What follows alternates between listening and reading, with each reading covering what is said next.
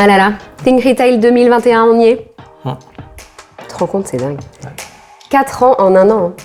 En tout cas pour l'e-commerce, c'est ce qu'on dit. Ouais.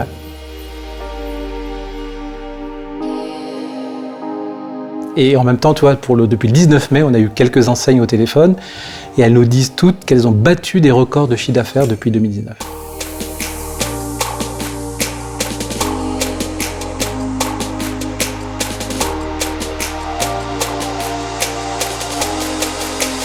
C'est comme la conso, on te dit plus de bio, plus de français, et en fait, c'est aussi surtout plus de promo, quoi. Ouais. Et alors, il y a un troisième paradoxe, ça m'a vraiment surpris, c'est qu'aujourd'hui, les Français retournent dans les magasins, mais ils passent beaucoup moins de temps dans les magasins. Donc, ils sont sans doute beaucoup plus en ligne pour s'inspirer, comparer les produits et préparer leur visite en magasin. C'est fou, c'est des tendances qu'on a vues venir, mais je trouve que de les vivre, c'est assez formidable d'être là, à ce moment pivot. Puis quel enjeu pour les commerçants? Ils doivent comprendre ces nouvelles tendances, gérer la sortie de crise et se projeter dans un futur du retail. Ouais.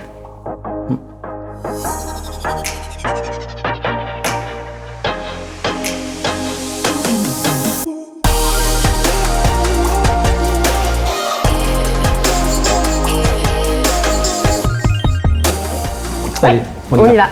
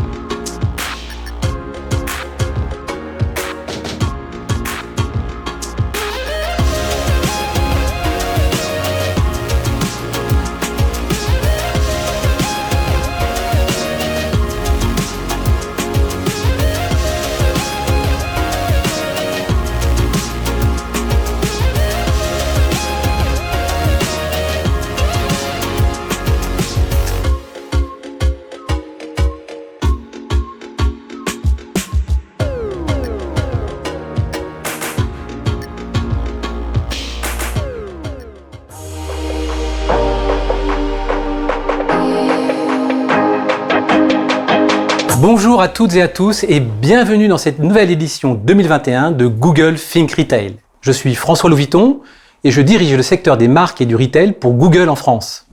Bonjour, je suis Raphaël Guinic et je dirige le secteur CPG et marques. On y est, 15 mois plus tard. 15 mois d'efforts pour être présent auprès de vos clients et les servir. En tant que consommateur, je vous dis merci. En tant que partenaire, je vous dis bravo pour tout ce que vous avez réalisé. Alors cette crise a été et est douloureuse. Et dans le même temps, elle nous a poussés à nous dépasser et à développer des projets que nous pensions encore impossibles il y a quelques mois. L'expérience client, par exemple. Elle n'a jamais été aussi aboutie, aussi fluide. Click and collect, livraison à domicile, drive piéton. Les clients n'ont jamais eu autant de choix.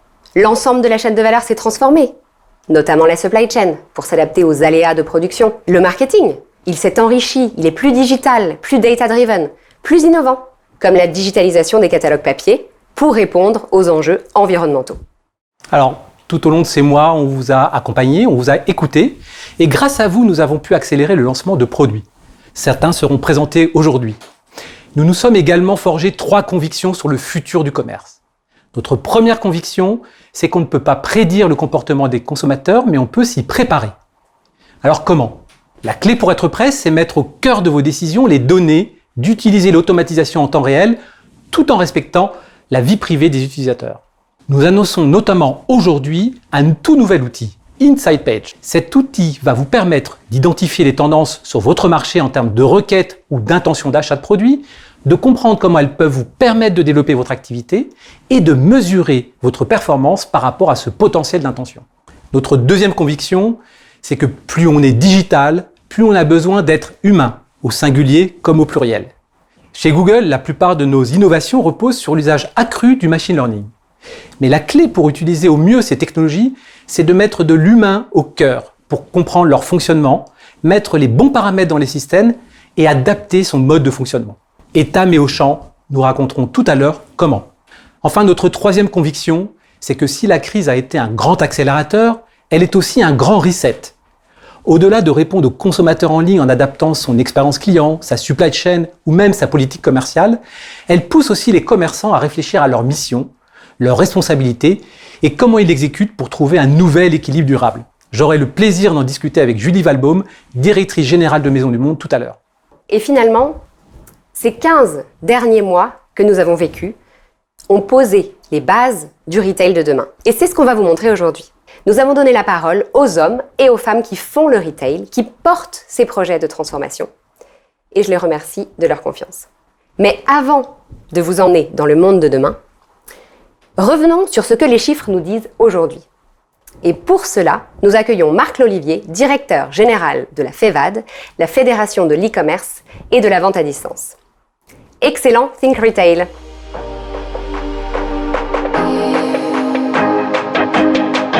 Bonjour Marc. Bonjour François. Un immense merci d'être avec nous aujourd'hui. Avec plaisir. Alors, 2020, une immense accélération, le e-commerce qui passe de 10 à 14%. Est-ce que tu peux nous donner une première tendance sur 2021 ? Alors, cette tendance, cette croissance en 2020 s'est poursuivie sur les 5 premiers mois de l'année, sous l'effet notamment du confinement. Alors, un confinement un peu particulier, puisqu'il a démarré en janvier, progressivement jusqu'en avril, confinement national, mais avec les mêmes effets. Un e-commerce qui a joué un rôle à la fois sur le plan économique et social. Social, parce qu'il a permis à des millions de Français, 42 millions de Français, de continuer à consommer, de se nourrir, de s'équiper, de se divertir. C'est important pendant cette crise. Et puis économique, parce qu'il a permis à des millions d'entreprises de poursuivre, de maintenir une activité. Lorsque le restaurant, le commerce était fermé, Internet a pris le relais. Donc, amortisseur économique pendant toute cette crise, rôle très important. Alors, le paysage du retail s'est également fortement transformé. D'après toi, quelles sont les tendances qui vont perdurer au-delà de 2020 ? Alors, lorsqu'on regarde un peu plus en détail les chiffres, en fait, il y a peut-être 2-3 tendances, 2-3 faits marquants qui vont marquer de leur empreinte vraiment le futur. Ces 3 faits marquants, c'est 1, l'alimentaire, le boom de l'alimentaire. Alors, les magasins alimentaires étaient toujours ouverts, mais malgré tout, on a observé des tendances extrêmement importante, des croissances de plus de près de 50% sur un an, avec des clients qui achetaient pas sur Internet et qui, du fait du confinement, ont acheté de l'alimentaire. Deuxième tendance, les magasins. Lorsqu'on regarde les chiffres de croissance des ventes Internet des magasins, on s'aperçoit que la croissance atteint 66%. C'est 2 fois plus que la moyenne du marché, 3 fois plus que les pure players. Et puis, troisième tendance, troisième fait marquant, c'est la digitalisation des PME, quelque chose de très important pour l'écosystème, pour la FEVAD. Là aussi, des chiffres impressionnants. Près de 20 000 nouveaux sites qui se sont créés. C'est presque un site toutes les demi-heures. Et puis, un indicateur marketplace qui est en très forte progression. Premier trimestre, plus 44%. C'est pratiquement 10 points de plus que le marché. Alors maintenant, si on se projette un petit peu et on se met à la place des commerçants, comment se réinventer pour le futur du commerce ? Alors déjà, ce qu'on peut dire, François, c'est qu'il y aura un avant et un après. On ne reviendra pas en arrière. Ce qui s'est passé pendant cette année va vraiment marquer le futur. Du coup, la question, c'est effectivement comment les commerçants se préparent. Qu'est-ce qu'on change ? Comment on se réinvente, qui est un petit peu le thème de notre session. Alors, je crois que ce qu'il faut bien comprendre, c'est que le client, on va pas le changer. Ce qu'on va changer, c'est le parcours client. Un parcours client dans lequel on va passer d'Internet au magasin et de magasin à Internet en passant souvent par son smartphone qui va continuer à jouer un rôle très important. Vous me direz, c'est pas complètement nouveau, mais c'est vrai que c'était plutôt des early adopters qui avaient cette tendance-là. Aujourd'hui, c'est devenu une tendance mainstream. Et donc, ce parcours client, il va falloir le réinventer. Et pour ça, il va falloir des investissements, il va falloir de la techno. Mais la clé du succès, ce qui va être vraiment la boussole qui va fixer le cap de ce nouveau parcours client, c'est vraiment la data et la connaissance du client. Merci beaucoup, Marc. Merci François de m'avoir invité. Je vous ai fait une première. Voilà. Les 15 derniers mois, flemme. Mouvementé. Intéressant. Dur. Connecté. Résilience. Ennuyeux. Difficile. Le monde d'après, c'est-à-dire Plein d'avenir. Flou, très flou. La bomboche. Retrouvailles. Meilleur. Optimiste. Apéro. Renaissance.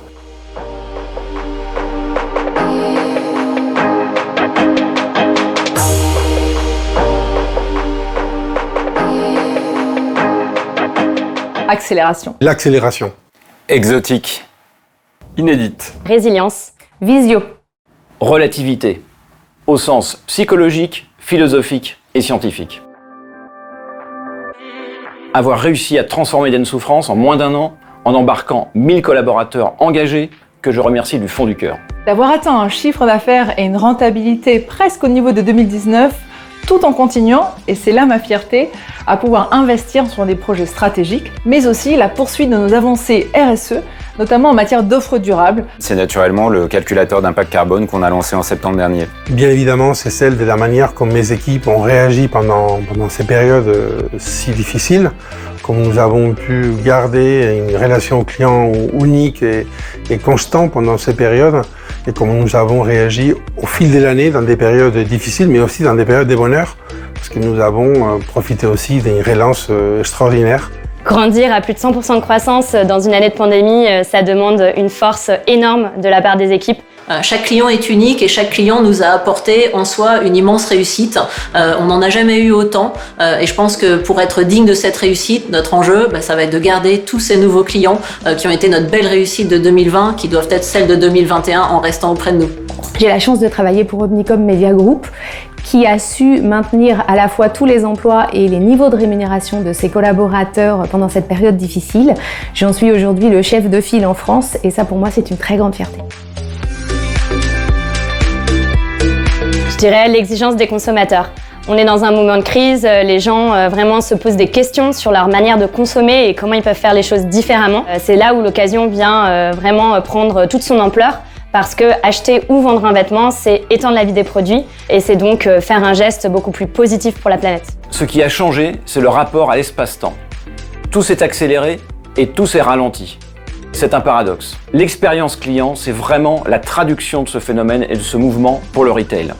Avant, tout était concentré soit dans le magasin, en physique donc, soit sur le digital.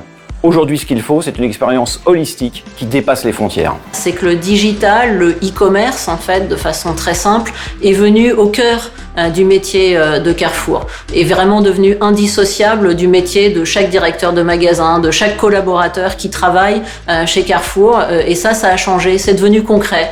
Le digital, l'omnicanal, c'est devenu ce que les clients demandaient. Et c'est maintenant au cœur du métier de Carrefour. Et je pense que là, on ne reviendra pas en arrière. Pour les marques, il y a une double exigence d'accélération sur le commerce et d'accélération aussi sur les critères ESG, donc environnementaux, sociaux et de gouvernance, avec une ligne de crête à trouver entre l'urgence de l'engagement et l'urgence du commerce. Les petits commerces se sont mis enfin au digital, au e-commerce, aux outils digitaux pour assurer leur communication. L'entreprise de demain sera plus responsable et plus citoyenne. C'est une attente croissante des consommateurs, mais aussi des collaborateurs. Et je crois que 2020 nous aura bien fait avancer sur cette trajectoire. Je pense qu'il a changé profondément les regards dans la relation au travail. Ces mouvements de télétravail massif étaient presque impossibles à imaginer avant, surtout pour les cultures européennes. Et on a prouvé tous que, de manière un peu forcée, mais certes, nous avons pu travailler tous en télétravail et pour autant ça a marché. Je suis très convaincu que le consommateur il sort de ces crises et ces pandémies avec une sensibilité encore plus forte sur les éléments de la sustainabilité et de la relation avec faire compatible, vivre bien dans son temps et consommer et les faire d'une manière de plus en plus responsable. Parce qu'il a fait ses preuves, parce qu'il a une relation très intime avec ses consommateurs, ses clients, parce qu'il est en capacité aussi de se transformer et être digital et accompagner les clients dans tous les canaux. Parce qu'il est intimement lié à l'évolution des comportements consommateurs. On l'a vu l'an dernier avec l'accélération de l'omnicanalité des marques françaises. On l'a vu également avec le développement de nouveaux canaux de commercialisation, un peu comme le live shopping. Et c'est vrai que chez Havas, on a travaillé sur ce sujet, notamment en co-construction avec Google, avec une solution qui s'appelle YouTube by Havas, qui travaille véritablement YouTube sur l'ensemble de ses dimensions et qu'on a mis au service de marques telles que Decathlon, Leroy Merlin, Kiabi, Boulanger. Parce que justement, le monde s'est adapté. Même les plus petits ont réussi à se transformer à inventer de nouvelles formes de distribution, à inventer un nouveau rapport au consommateur. Et le retail en général a évidemment de bons jours devant lui.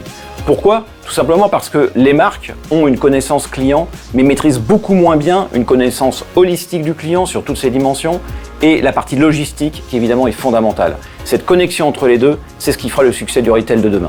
Nos clients nous plébiscitent, ils nous ont plébiscités ces derniers mois, pendant cette année, ils continuent de le faire et tant qu'on arrivera à avoir ce plébiscite des clients, à innover, à se mettre à leur service, on a de beaux jours devant nous. La France a aussi d'importants atouts sur la tech, la retail tech, et ça c'est lié à un écosystème retail français très riche qui nous permet de bien comprendre, de bien appréhender les problématiques du retail, ce que souhaitent les consommateurs finaux. Donc je pense que le retail français a un très très bel avenir devant lui, auquel tous autant qu'on est, on essaie de contribuer. On est une super startup nation, on parle de vestiaire collectif, mais on peut en citer plusieurs. Back Market aussi sur le marché de l'occasion, et on peut en être très fiers, avec une volonté d'expansion internationale, une vraie ambition de porter notre savoir-faire français, notre technologie partout dans le monde entier et faire bouger les choses. L'année 2020, elle a eu le mérite de nous faire nous rendre compte de cela, nous, consommateurs, citoyens, mais aussi d'attirer l'œil des politiques sur l'importance de ce secteur pour l'économie française et puis pour la vie des Français tout simplement. Le retail français a des jours magnifiques devant lui. Parce qu'après des confinements multiples, nous n'avons jamais eu plus envie et besoin de contact humain et que le magasin est par essence le lieu de rencontre. Et pourquoi le retail français est particulièrement bien placé pour tirer son épingle du jeu ? Parce que nous sommes un pays d'hédonistes, que l'émotion et la sensorialité sont au cœur de notre ADN. Ne dit-on pas art de vivre, même en anglais ?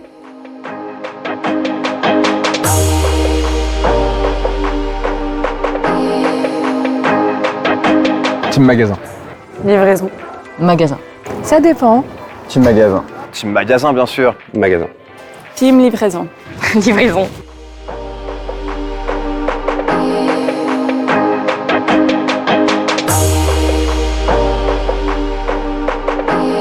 Bonjour à toutes et à tous, je suis Cyril Grira et j'accompagne les retailers multicanaux chez Google France et je vais vous parler du magasin, ou plus précisément de la manière dont le magasin est aujourd'hui indissociable de l'e-commerce. Alors nous avons vécu durant ces 15 derniers mois une période d'accélération et de transformation exceptionnelle. En tant que consommateurs, nous avons dû nous adapter durablement à cette période d'incertitude. Vous, distributeurs, vous avez accéléré le développement du e-commerce et transformé l'expérience magasin. Si je devais illustrer cette accélération, je prendrais 2 chiffres. D'abord, en France, la prise en main du digital s'accélère. 87% des acheteurs font des recherches en ligne avant de se déplacer en magasin pour récolter des informations, s'informer, comparer via différents types de contenus, sites web, articles, vidéos. Pourtant, en 2020, en France, 87% aussi du commerce de détail s'est réalisé en magasin. Et donc, un e-commerce de plus en plus fort et des magasins toujours autant désirés, est-ce un paradoxe ? Eh bien, je ne crois pas.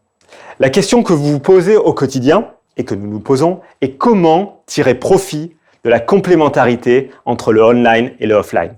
Comment proposer une expérience efficace, sans friction, en construisant des passerelles simples entre le digital et les magasins, ceci à différents moments du parcours d'achat. Chez Google France, nous pensons que pour résoudre cette équation en e-commerce, il y a 3 défis majeurs. 1. Capter la demande. Aujourd'hui, ça veut dire capter l'intention d'achat là où elle se trouve, au moment où on fait une recherche, au moment où on regarde une vidéo sur son smartphone. Comment ? Cela passe par une mise en avant en temps réel de vos produits en stock à magasin, ainsi que les modes de distribution disponibles comme le click and collect, par exemple. Deuxième défi, digitaliser vos offres et promotions.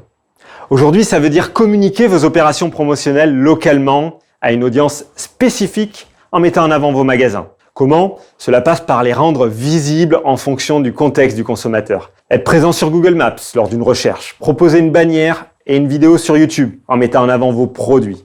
Troisième défi, penser ROI omnicanal d'abord. C'est le nerf de la guerre. Qu'est-ce que ça veut dire ? Ça veut dire casser les silos de la mesure de la performance entre un ROI e-commerce et un ROI magasin et calculer seulement un ROI omnicanal pour chaque action marketing, pour chaque campagne et pour chaque conversion. Cela vous permettra de développer réellement un marketing omnicanal au service d'une stratégie omnicanal et bien sûr au service de la croissance. En conclusion, cette période d'accélération et de transformation exceptionnelle a confirmé une chose essentielle.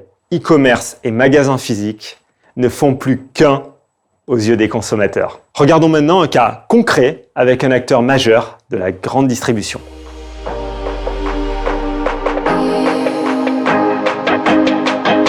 Merci beaucoup Cyril. Bonjour à toutes et à tous. Les usages des consommateurs sont en pleine mutation. Et je vous apprends rien quand je vous dis ça, mais malgré tout, il y a un chiffre qui est intéressant à avoir en tête, c'est qu'on a constaté chez Google une explosion des recherches liées au catalogue en ligne de 40% en 2020. Je suis Mathilde Giroux, je travaille pour Google France et au service des acteurs du retail pour les accompagner dans leur transformation. Et en parlant de transformation, Auchan est un excellent exemple de transformation, notamment sur les sujets d'omnicanalité. Et c'est pour ça qu'aujourd'hui, j'ai la chance d'accueillir Mathieu Lepoutre, qui est en charge des médias digitaux et offline pour Auchan et qui opère justement cette grande transformation. Bonjour Mathieu. Bonjour Mathilde, bonjour à toutes et à tous. Alors effectivement, quand on pense Auchan, on pense magasin. Et effectivement, 85% de notre activité en 2022 sera encore portée par les magasins. Mais la croissance, elle, est digitale. Le digital, c'est évidemment le e-commerce pur, mais également le click and collect, la livraison à domicile, le drive, le piéton. Bref, on voit une multitude de canaux digitaux. On le voit bien, les parcours de course sont de plus en plus digitaux et de plus en plus complexes. C'est l'omnicanalité qui devient la norme. Dans ce que tu me dis, je vois que du coup, vos formats de magasins et vos formats de canaux de distribution évoluent. Face à cette complexité grandissante, justement, comment toi, tu mets en place et tu mesures correctement l'impact des actions que tu entreprends ? Alors, la mesure de la performance marketing est un enjeu majeur pour Auchan et pour les annonceurs. Si je prends l'exemple de la distribution des tracts, Auchan s'est engagé à réduire cette distribution pour réduire son empreinte écologique. Mais pour trouver la bonne combinaison, il faut effectuer de multiples tests AB. Et aujourd'hui, techniquement, on n'a pas la capacité à le faire. Les tests AB ne permettent pas, finalement, de piloter un mix média omnicanal. Le marketing, c'est toujours nourri de la data. Mais aujourd'hui, il y a un vrai changement de paradigme. On passe de la data à la big data. Mais du coup, ce changement d'échelle, qui est le passage, si je comprends bien, de la data à la big data, comment tu opères ce changement d'échelle dans ton quotidien, dans ce que tu entreprends justement pour Auchan? On a engagé un chantier de transformation en 2 étapes, en 2 piliers. Premièrement, c'est la collecte de la donnée média et la donnée propriétaire dans le respect des utilisateurs. Grâce à la technologie Google, Auchan collecte une 40aine de sources de données qui sont ensuite stockées sur le cloud. Deuxièmement, la modélisation. La modélisation, c'est ce qui permet de faire parler la data, de passer de la data à l'insight. Et ça, c'est le rôle de l'intelligence artificielle. Et comment justement ces insights qui viennent de la data t'aident à prendre de meilleures décisions ? J'aime parler plutôt d'intelligence augmentée. Car l'intelligence artificielle ne prend pas le pas sur l'homme, mais au contraire, aide l'homme à prendre les bonnes décisions. Concrètement, l'intelligence artificielle va permettre de modéliser le ROI de nos campagnes médias. Et ça va permettre à nos directeurs de magasins de trouver les bons plans médias adaptés à leur zone de chalandise. On passe vraiment d'un marketing de masse à un marketing de masse ciblé. Par exemple, si on prend le Auchan de la Défense, pour sa foire au vin, il va vouloir sans doute transférer une partie de son budget tract sur des médias digitaux, comme par exemple YouTube ou sur le search. Et l'intelligence artificielle va permettre de modéliser le nombre de ventes, l'impact sur les ventes de ces opérations. Et cet impact, il pourrait être différent pour le Auchan du Mans, par exemple. Mais c'est vraiment un projet de transformation profond, c'est impressionnant, mais j'imagine que c'est une transformation radicale pour Auchan, qui va même au-delà du média, non ? Alors effectivement, Mathilde, c'est vraiment une triple transformation. Une transformation, évidemment, de nos plans médias qui se digitalisent. Mais c'est également une transformation de nos outils, de nos process. Et enfin, il y a une vraie transformation humaine. D'une part, parce que ces organisations, ces projets nécessitent beaucoup plus d'agilité. Et pour ça, Auchan a mis en place une équipe mixte en ayant à la fois une expertise interne, mais également le soutien d'agences externes au sein d'une même équipe, et puis grâce au soutien de Google. Et cette transformation humaine, elle va même beaucoup plus loin. Elle embarque finalement toute la société. À partir du moment où nos plans médias, où nos outils permettent d'avoir une prédiction au niveau point de vente, ça permet à nos directeurs de magasins, qui sont vraiment les responsables de commerce, de pouvoir être davantage impliqués et d'être beaucoup plus proches de nos clients. Un grand merci pour ce partage, Mathieu. Je vois que Auchan entame une transformation en profondeur pour à la fois optimiser ses investissements médias, mais cela au service de l'omnicanalité, de la rentabilité et de la satisfaction client. Je passe désormais la parole à Nicolas.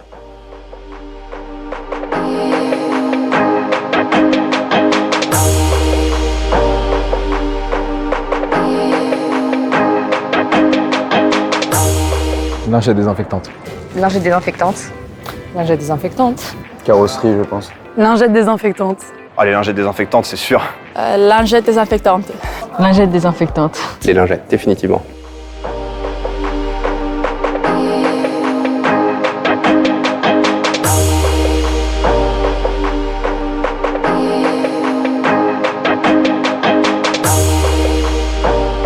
Merci Mathilde et Mathieu.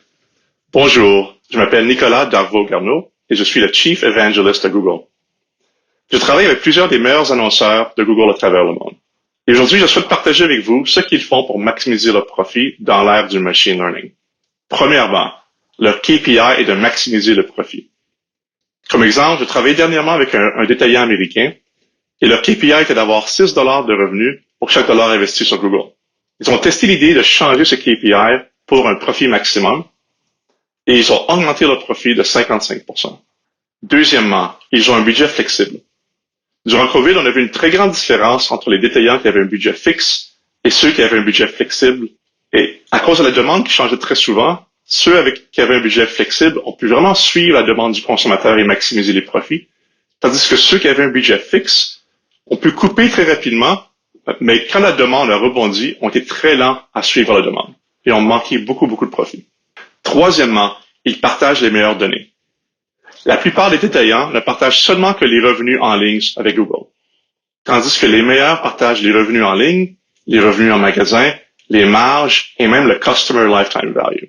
Et vous pouvez vous imaginer que ceux qui partagent ces données font beaucoup plus de profit. Comme exemple, j'ai travaillé avec un détaillant britannique. Ils ont commencé à partager les marges avec Google et ont doublé les profits de leur investissement sur Google. Alors, si j'avais un conseil à vous donner, ça serait de 1, utiliser tous les outils de machine learning, que ce soit le smart bidding sur Search ou le smart shopping. 2, de travailler votre équipe Google et votre chef financier très étroitement. Et 3, de maximiser les profits de votre investissement sur Google. Ce que je vous suggère, c'est de tester cette idée dans une petite ville en France. Et si ça fonctionne, étendez-la à travers la France. Voici maintenant comment la marque Etam a appliqué ces principes.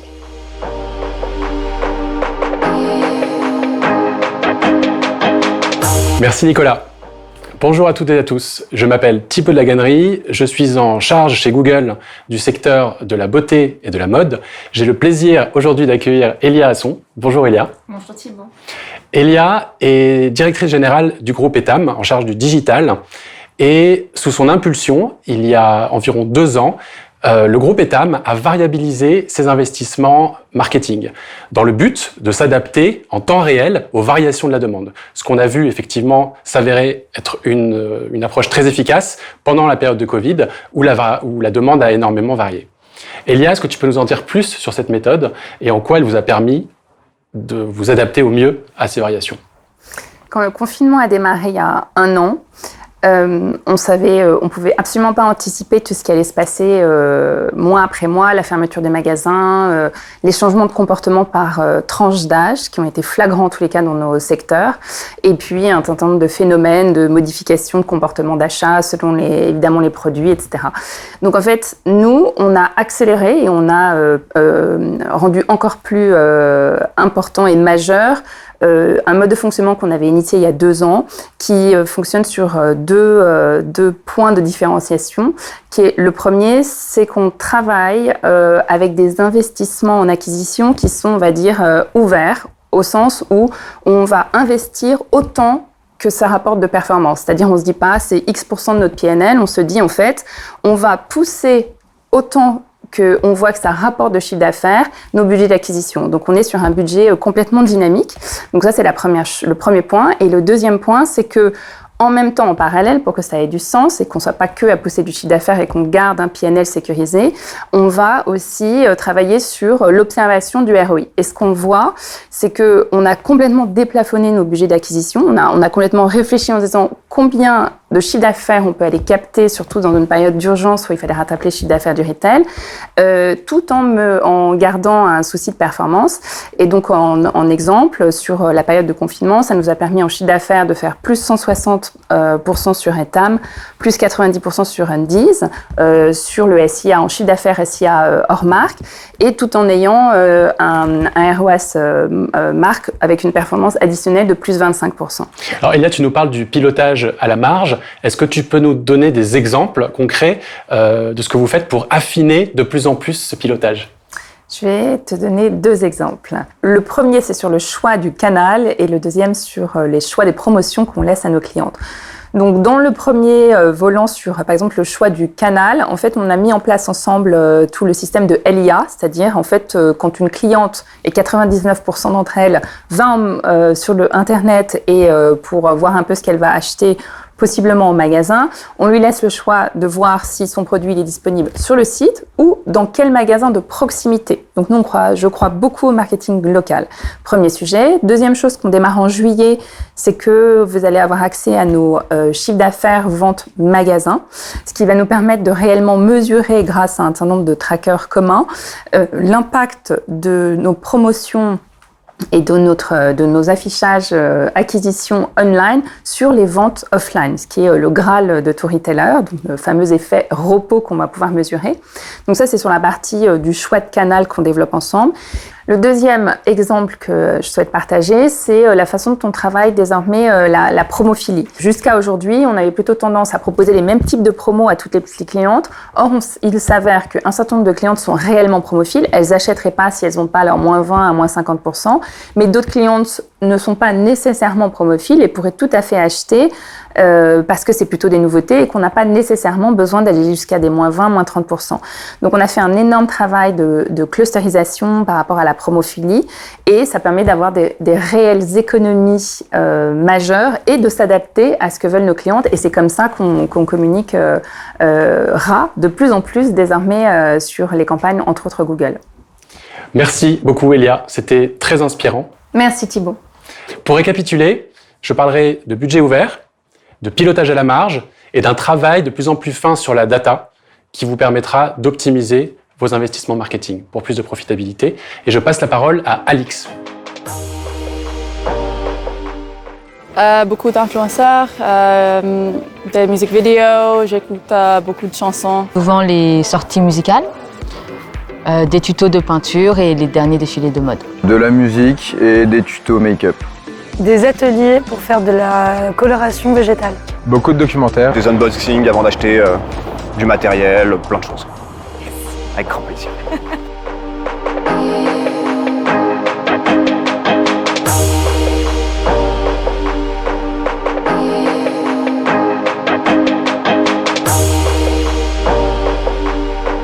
Merci beaucoup, Elia et Thibaut. Bonjour, je suis Alix Morival et je vais vous parler de YouTube et plus spécifiquement de comment YouTube peut vous aider à faire émerger vos marques dans un contexte où le parcours d'achat en ligne compte désormais 140 points de contact. Alors, comment YouTube peut vous aider à émerger ? Reach, contenu, commerce. Le reach d'abord. Exploiter la couverture de YouTube pour toucher la bonne personne, au bon moment, où qu'elle soit. Médiamétrie mesure que 93% des 15-49 ans sont sur YouTube chaque mois. 50% y sont même chaque jour. Et 42 minutes en moyenne. Et désormais, 15 millions de Français regardent YouTube depuis leur télévision tous les mois. Alors hier, il fallait choisir entre couverture et affinité. Aujourd'hui, avec YouTube, on peut combiner les deux. Ensuite, les contenus. Exploiter la richesse des contenus YouTube au service de vos marques. Jamais le paysage créatif YouTube n'a été aussi dense et varié. 360 chaînes ont dépassé le million d'abonnés en 2020, soit quasiment 50% de plus que l'an dernier. Les top créateurs français se sont professionnalisés, ayant recours à de la haute production. Imaginez ce que ça représente comme opportunité pour les marques. Alors enfin, le commerce. Générer des ventes grâce à la vidéo. L'an dernier, les requêtes sur le mot « idée » sur YouTube en France ont cru de 52%. Et 60% des Français qui ont regardé une vidéo sur YouTube déclarent avoir acheté un produit découvert sur la plateforme. Sur YouTube, on peut inspirer, fédérer sa communauté, montrer des produits via des collaborations, des lives, des influenceurs ou même via ses employés. On peut aussi faire des expériences en ligne, comme si on était en magasin, tester un rouge à lèvres par exemple. Ou encore, on peut mettre en avant son catalogue promo. Mais surtout, sur YouTube, désormais on peut vendre.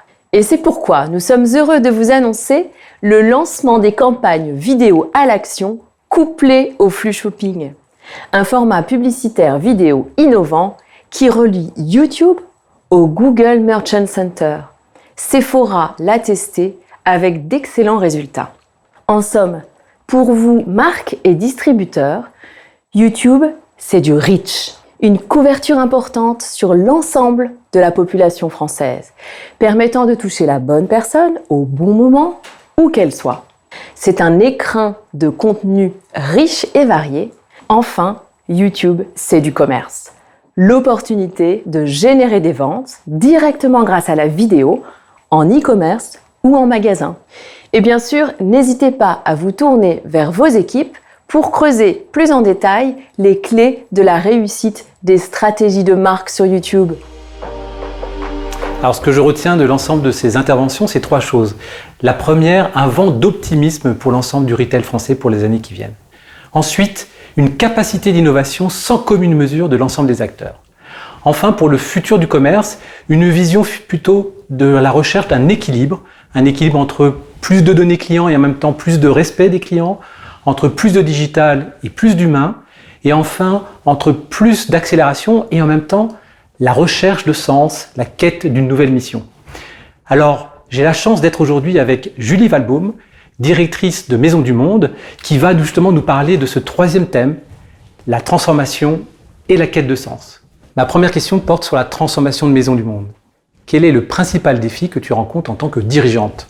C'est vrai que le contexte est devenu de plus en plus volatile, incertain, et on a tendance à être tiré vers l'hyper-opérationnel et l'hyper-court terme. Donc je pense que nous, dirigeants du retail, avons cette mission, cette responsabilité de garder le cap sur le long terme. Parce que je pense que particulièrement par des temps de gros vent, il est essentiel pour les équipes d'avoir ce cap, d'avoir ce projet vers lequel se projeter. Et c'est, je crois, vraiment l'enjeu du dirigeant de savoir gérer ce très court terme et ce très opérationnel, mais aussi et surtout, et de plus en plus, ce long terme vers lequel embarquer tout le monde.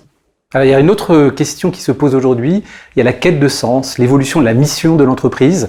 C'est un sujet effectivement important pour l'ensemble des commerçants. Comment, chez Maison du Monde, vous faites cette introspection et vous vous préparez vers ces nouvelles missions ? Maison du Monde, par sa mission première, qui est de démocratiser la décoration, a toujours à cœur de contribuer positivement à la vie des gens. Mais tu as raison, depuis quelques temps, Maison du Monde aussi souhaite relever son ambition et définir cet enjeu sociétal auquel il pourrait contribuer positivement. Ce sont les fameux travaux de raison d'être.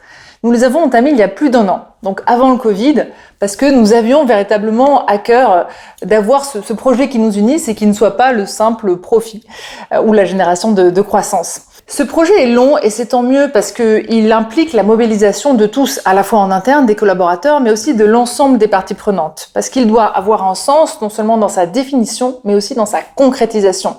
La raison d'être, c'est pas seulement une plateforme marketing, c'est vraiment définir un objet sur lequel on va pouvoir orienter sa stratégie et puis aussi son action dans l'ensemble des métiers, que ce soit la comptabilité ou la supply chain. Donc c'est véritablement essentiel que tout le monde se l'approprie. Et nous sommes aujourd'hui en cours de finalisation, nous allons pouvoir la communiquer d'ici la fin de l'année, et elle va en effet se matérialiser dans l'ensemble des domaines. Donc si je prends l'offre, sans rien dévoiler de très confidentiel, nous allons aller en effet vers de plus en plus de durabilité, de l'éco-conception dans laquelle nous sommes engagés, vers plus de seconde vie pour nos produits. Mais nous allons également refondre, repenser l'ensemble de nos processus opératoires pour aller vers cette responsabilité. Et puis il y a aussi dans cette raison d'être un élément social assez fort. Pour nous, un des objectifs, c'est vraiment d'engager de plus en plus nos collaborateurs à travers la co-construction des feuilles de route, mais aussi à travers l'écoute de leurs attentes. Là aussi, ça passe par des choses concrètes comme la mise en place du télétravail à 2 jours par semaine, nous avons signé un accord, ou encore la signature de notre premier accord handicap. Et je pense que c'est à travers cette approche véritablement exhaustive que nous pourrons fédérer un collectif et faire emmener l'entreprise vers ce monde de demain, j'espère, plus inclusif et plus durable. Merci beaucoup, Julie. Merci François. Merci Julie pour ces belles perspectives. Voilà, c'est tout pour nous. Cette 4e édition du Google Think Retail se termine. Nous vous remercions pour votre présence et à très bientôt.